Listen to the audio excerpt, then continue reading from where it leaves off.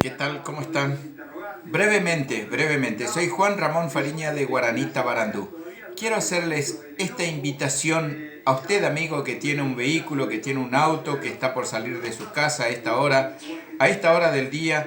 Si tiene la posibilidad, por favor, cargue un saco, un abrigo, una campera, un chaleco, algo que tenga y que no lo use, algo así, ponga en el asiento a su lado en el auto y al transitar por la avenida o por las calles de la ciudad y ve a alguna persona en situación de calle, por favor acérquese y proporciónele un abrigo.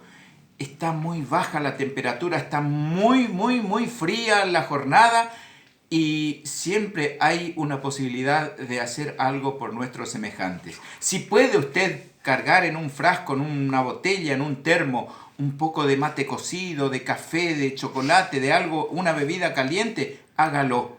Hoy puede usted ser el beneficiario y salvarle la vida a algún semejante. Gracias.